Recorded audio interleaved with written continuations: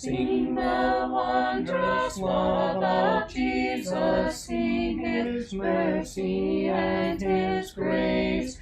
In the mansions bright and blessed, He'll prepare for us a place. When we all get to heaven, what a day of rejoicing that will be. When we all see Jesus, we'll sing and shout the victory.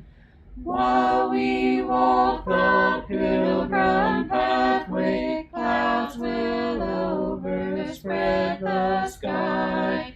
But when traveling days are over, not a shadow, not a sign. All right, so chapter 35, back to Bethel.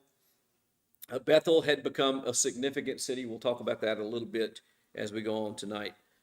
So the chapter opens up. God said to Jacob, "Arise and go up to Bethel and live there." Now, you'll remember that God has already sent him back to Canaan. It's not real clear why he stopped in Shechem. But for whatever reason, he stopped in Shechem. That event happened that we studied last week in Shechem, and now God says, okay, now go to Bethel and live there and make an altar there to God who appeared to you when you fled from your brother Esau. All right, who can tell me what is significant about Bethel and that appearance that he talks about when he fled from Esau? Anybody remember what that is speaking about? Anybody remember what the former name of the city of Bethel was?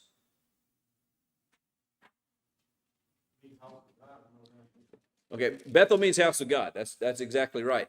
What was it called before that? Anybody remember? It was, the name of the city was Luz. Okay? So why was its name changed? Well, that's part of what takes place. It's all back in chapter 28. He is fleeing from his brother Esau. He goes to sleep in Luz and has a vision, and God appears to him, makes his blessing to him, and when he wakes up, he renames the place House of God because this is where God is. God appeared to me in this vision. And so that's what this is talking about. He says, go back to Bethel and live there and make an altar there to God who appeared to you when you fled from your brother Esau. So he reminds him about those events. This is some years later. He's left and lived away and gotten himself 4 wives and a bunch of kids up to this. At this point, he's being sent back. He's reminded about these things and told that that's where he should live. So Jacob says to his household and to all who were with him, and you have to understand, and we've talked about this a lot with Abraham, and we've talked about this with Isaac, now we're talking about this with Jacob. These were not people who just traveled the way that you and I think about traveling. If Leo travels, he and Miss Denise go, and that's who goes. And if I travel, it involves me and my wife and some number of my children, whoever might be traveling or not traveling with me at the time. And the meshes travel, it's the same thing. It's mom and dad and the kids. And then those of us who are alone now, that is not the traveling that these people do. This is dad, and in this case, wife's number 1, 2, 3, and 4, and 12 children, and then a bunch of servants and livestock and all sorts. And there's just a huge caravan of people. So we're talking about a lot of folks. Most of these people who are traveling with Jacob came from where?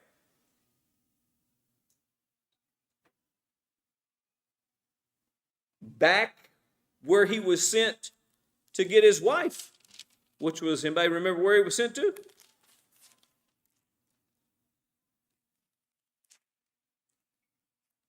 You go back where? Remember, he goes back to Laban, and that's where he got Rachel and Leah. Where were they at?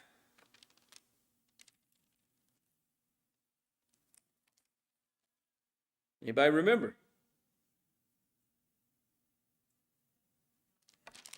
They were not in Canaan. They were back in Mesopotamia. And so that means that all these servants and all these people that make up part of his household, are they the descendants of Abraham, and are they necessarily followers of God? You'll remember when actually Jacob fled from Laban. You'll remember he didn't tell Laban that they were leaving. He left without telling them, and Laban come chasing after him. One of the things that Rachel did was what? Took the household gods. All right, so these are not all necessarily devout followers of Jehovah. And so Jacob says to his household, to all who are with him, put away the foreign gods which are among you. Purify yourselves, change your garments, and let us arise and go to Bethel. And I will make an altar there to God, who answered me in the day of my distress and has been with me wherever I have gone. And so he turns to this household, this entourage of people that's with him, and he says, all right, you know what? There is a change taking place. God has come to me and said, I want you to go to Bethel. I want you to live in Bethel. I want you to build an altar to me in Bethel. And he says, all right, today's a day of change. All the foreign gods that are among you, we get rid of them. From Rachel on down, we get rid of them. And he goes so far as to say, you know what? I want you to do this. I want you to purify yourselves and even change your clothes. This is a day that we're just going to have a renewal. And we're going to do this apparently even to a symbolic level. We're going to bathe ourselves and put on fresh, clean clothes and have a new beginning. We're headed to Bethel, and God alone, who has been with me this whole time and blessed me, he's going to become our focus. So they gave to Jacob all the foreign gods which they had, and the rings which were in their ears, which apparently had some connection to those foreign gods. Exactly what that was, I don't know, but apparently the jewelry, the earrings that they had were some types of amulets or something connected symbolically with these idols. They gave all that stuff to Jacob, and Jacob hid them under the oak which was near Shechem. And as they journeyed, there was a great terror among the cities which were around them, and they did not pursue the sons of Jacob. So they're going along from Shechem to Bethel, and there's people that live around there, and they are terrified of Jacob and his household. Why?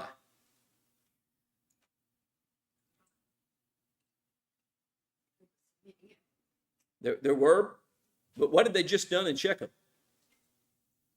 They just killed everybody. And word about that got around, and people were afraid of it. So Jacob came to Luz, that is Bethel, which is in the land of Canaan, he and all the people who were with him. So he goes back to where this story kind of started.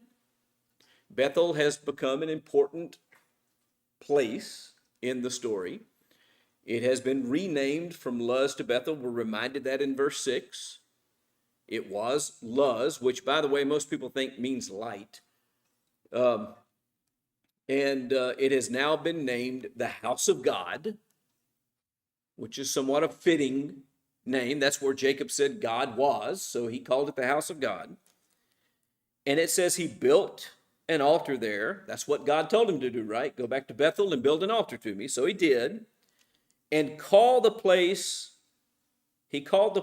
El Bethel. All right, so what does that mean, and why did he call it El Bethel? And Bethel means house of God. because Beth means house, and El is the shortened form of the word Elohim, and that means God. So Beth El, house of God. So if we stick El in front of that, what are we saying?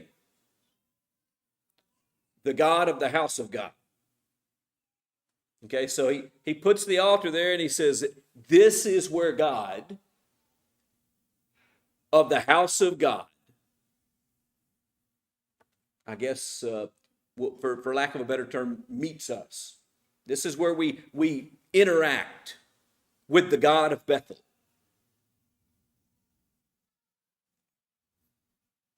Because God revealed himself to him. Now that goes back to that vision when he fled from his brother. Now Deborah, Rebekah's nurse. Now who was Rebekah?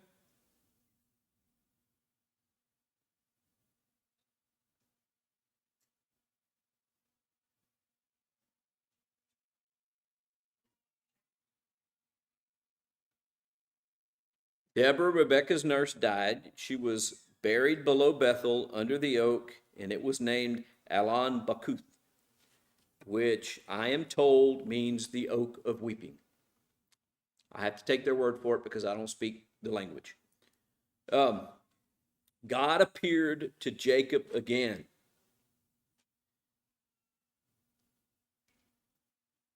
When he came from Paddan Aram, and he blessed him. All right, so, and I think somebody said Jacob's wife. Rebekah was whose wife?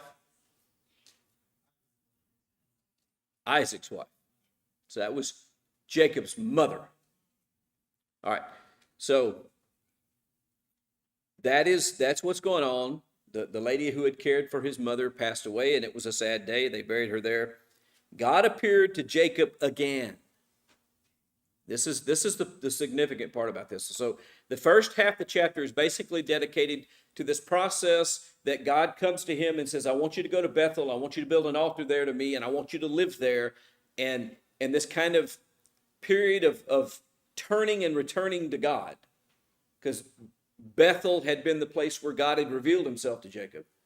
This is a repentance and a return of Jacob to God. He gets rid of all the idols. They go through the purification. They change their clothes. They make the journey. He builds the altar. Okay, that process has taken place. Then God appeared to Jacob again when he came from Paddan Aram, and he blessed him. And God said to him, your name is Jacob. You shall no longer be called Jacob, but Israel shall be your name. Now, this is a repeat. Does anybody know what that is a repeat of?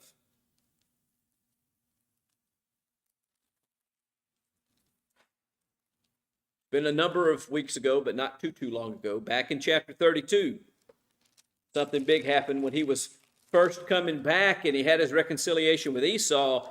What happened over a night with Jacob? He wrestled with God, and he wouldn't let God leave until God blessed him, and God changed his name. You remember that? No longer shall you be called Jacob, but you shall be called Israel. Israel means what? There's the El again, by the way. El in a Hebrew name always stands for God. Israel means one who strives with God. That's what he had just done.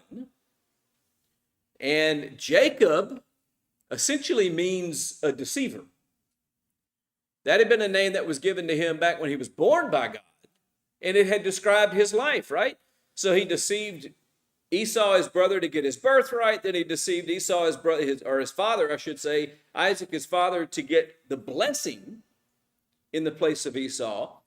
Now his name is changed. And this is the second time God says, you're not to be called Jacob anymore. You're not that anymore. You're not a usurper anymore. You shall be called Israel. Thus he called him Israel. God also said to him, I am God Almighty. Be fruitful and multiply. A nation and a company of nations shall come from you. Now there's two things that are important about this. A nation and a company of nations shall come from you. All right. What is the particular nation that gets set apart as a nation? Well, those are the descendants of Jacob or Israel through Judah. Particularly, and then a company of nations is the surrounding people, and we'll talk about that more as the lesson develops, if we should get into it tonight. And kings shall come forth from you, and the land which I gave to Abraham and Isaac I will give to you. Now again, remember the promise to Isaac. The promise to Abraham goes all the way back. God says, okay, stand here in the middle of this land, as far as you can see to the north, south, east, and west. This is all going to be your descendants one day. And through your seed, all nations will be blessed. That promise was then repeated and made to Isaac. Now it's being made to Jacob, and it's really being renewed with Jacob. It's being, he's having it done a second time. God is telling him this a second time.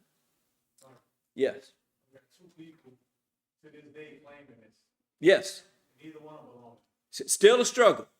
Still a struggle going on over this land to this day, literally to this day.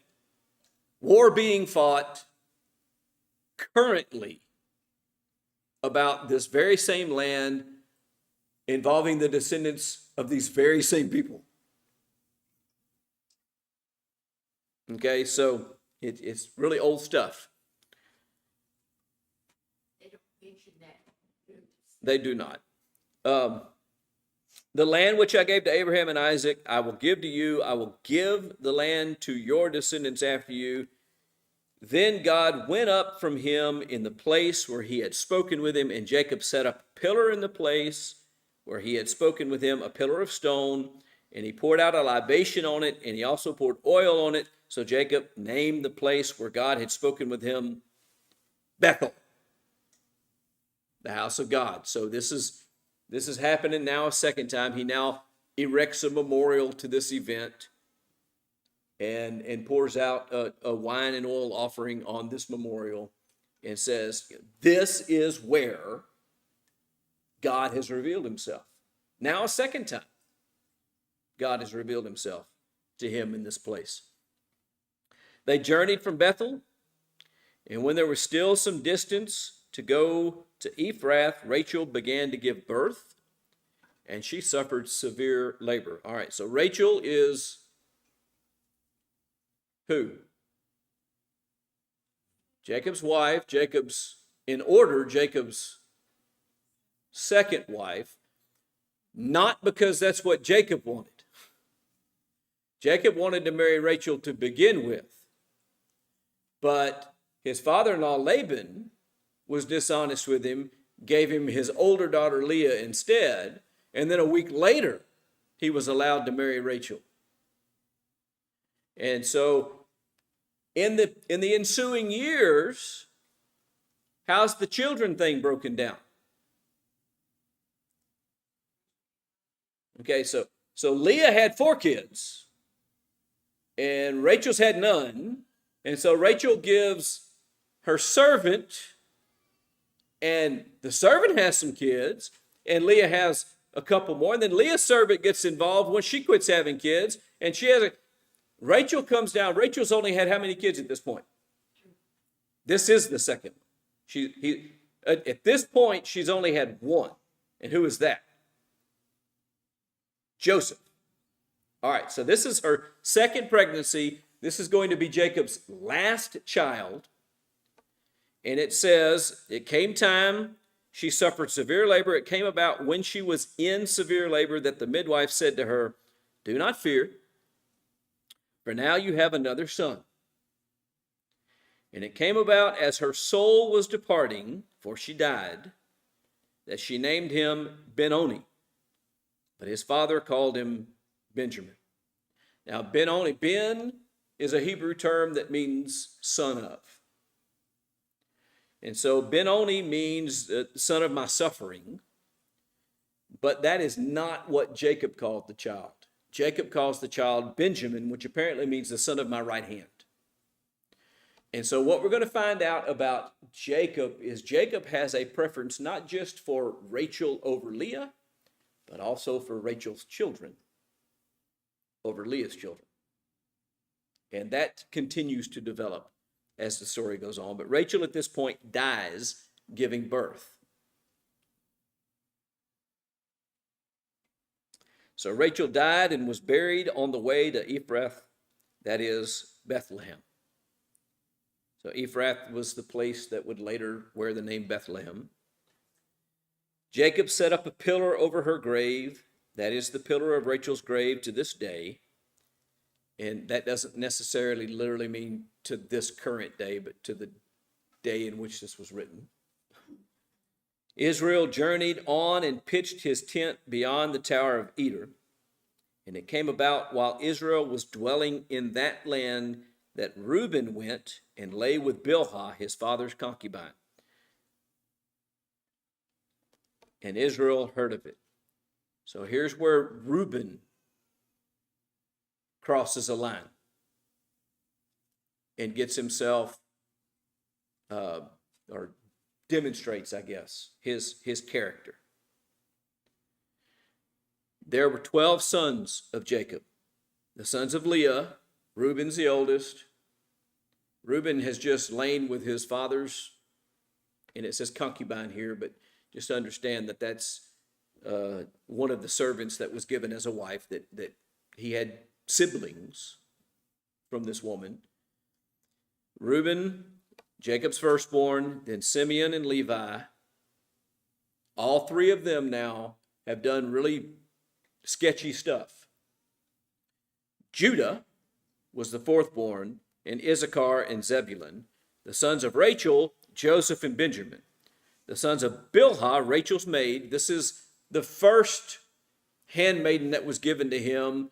Rachel did it out of jealousy. She wasn't having any children.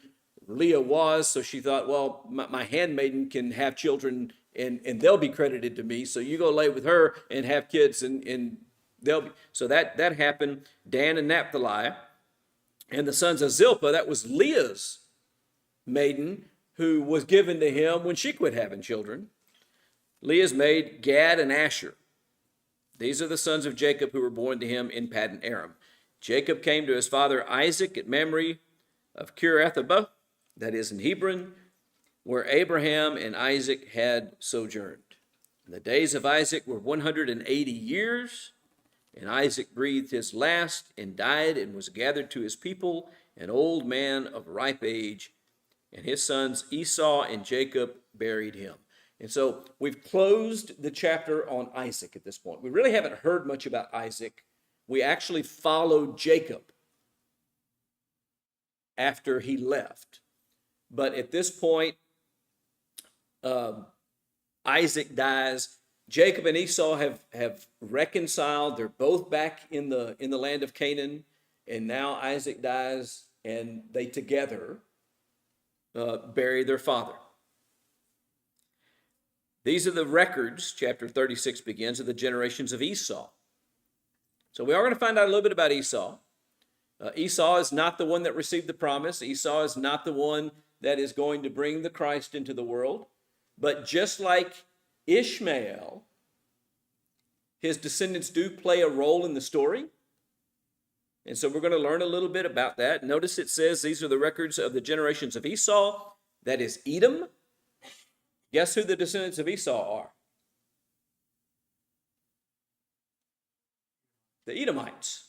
Where you read the term Edomite later on in the Bible, you're talking about the descendants of Esau. Esau took his wives from the daughters of Canaan, and we read all about that. That's part of, he did the second one actually just to irritate his parents.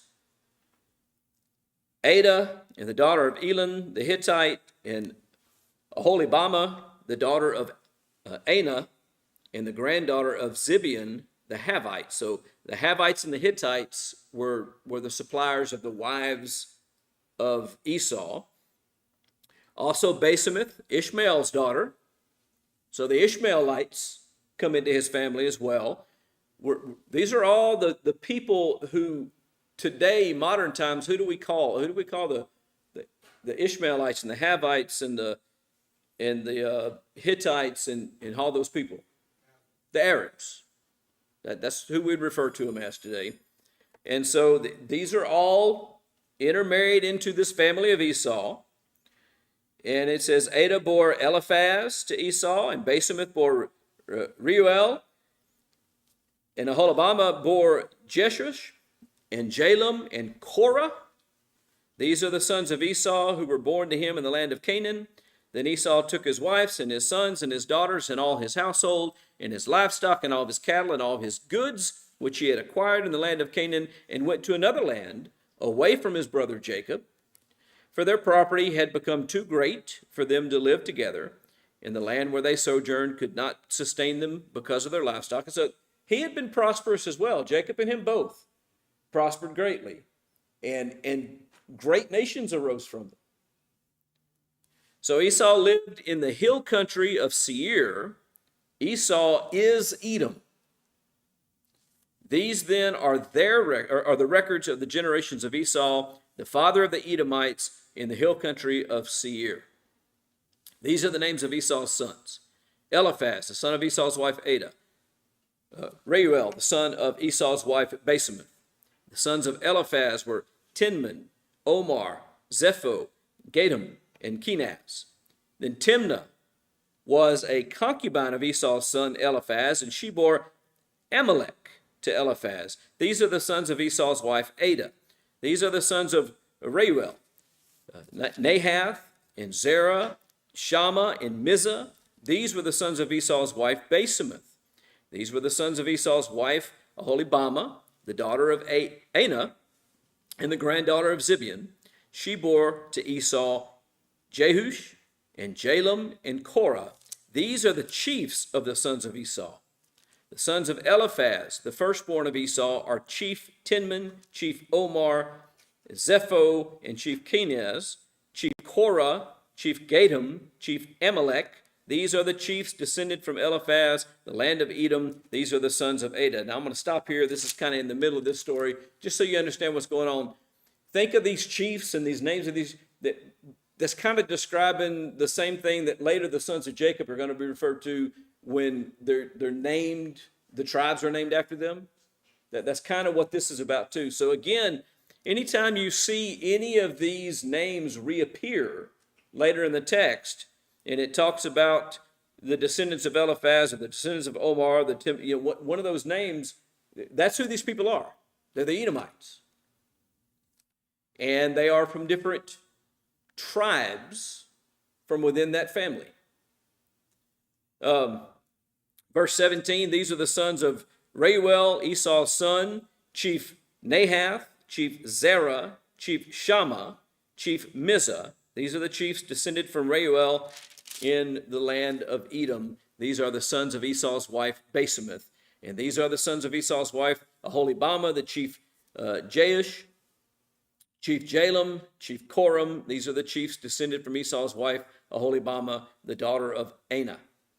These are the sons of Esau, that is Edom. These are their chiefs. These are the sons of Seir, the Horite, the inhabitants of the land, Lotan and Shobal, and Zibeon and Anah, and Dishon and Ezer and Dishan. These are the chiefs descended from the Horites, the sons of Seir in the land of Edom. Okay, that's the people that lived in that land. The sons of Lotan were Hori and Hemam, and Lotan's sister was Timnah. And these are the sons of Shobal, Alvan, and Manahath. I'll get that out in a minute. Manahath. Well, that's a hard word to say. And Ebal, and Shepho, and Onam. These are the sons of Zibeon, Aiah, and Anah. He is Anah who found the hot springs in the wilderness when he was pasturing the donkeys of his father Zibeon. And these are the children of Anah, Dishon, the Oholibamah, the daughter of Anah. And these are the sons of Dishon, Hemdan, and Eshban, and Ithran, and Cheran. These are the sons of Ezer, Bilhan, and Zavan, and Achan. These are the sons of Dishon, Uz and Aaron. These are the chiefs descended from the Horites, Chief Lotan, Chief Shobal, Chief Zibeon, Chief Anah, Chief Dishon, Chief Ezer, Chief Dishan. These are the chiefs descended from the Horites, according to their various chiefs in the land of Seir. Now these are the kings who reigned in the land of Edom before any king reigned over the sons of Israel. So this nation was established first. That's the whole point. These are all also descendants of Isaac, which means they're all also descendants of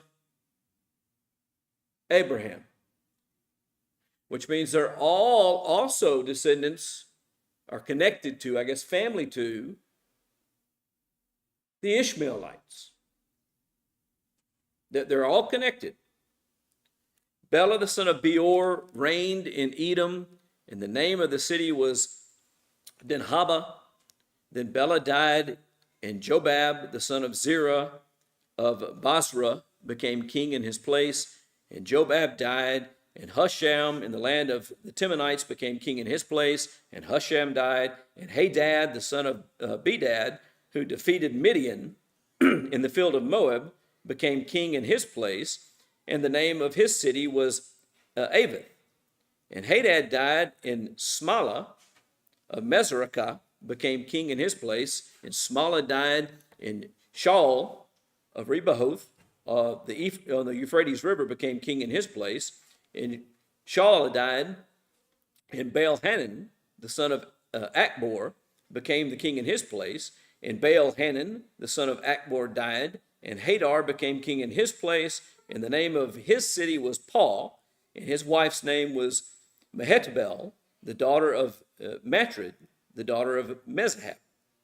Now these are the names of the chiefs descended from Esau, according to their families and their localities, by their names: Chief Timnah, Chief Alva, Chief Jetha, Chief Aholibama, Chief Elah, Chief Pinon, Chief Kenaz, Chief Teman, Chief Mizbar, Chief Magdiel, Chief Iram. These are the chiefs of Edom, that is Esau, the father of the Edomites, according to their habitations in the land of their possession. All right, that's a whole lot of stuff. And I went through it rather quickly because it's not part of the primary story, but it is part of the secondary story. And it comes up later. Some of these descendants, when the children of Israel, after that nation was born, and they were going back from their Egyptian bondage, some of these people didn't treat them very well. And God actually judges them because they were not helpful to their kinsmen, the Israelites. This is the connection. And this is also how they're all connected around there. God is fulfilling promises in all this, which is making great nations out of these people that he said would be a nation.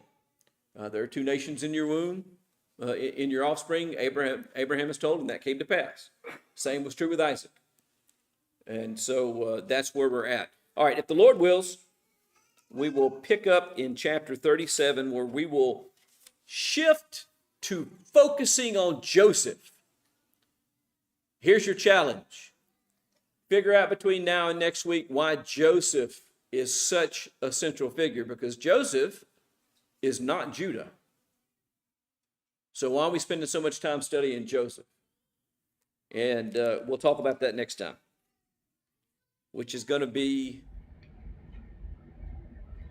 Wonderful story of love, tell it to me again. Wonderful story of love, with the immortal strain. Angels with rapture announce it, shepherds with wonder receive it. Sinner, oh, won't you believe it? Wonderful story of love, wonderful story of love, wonderful story of love, wonderful story of love, wonderful story of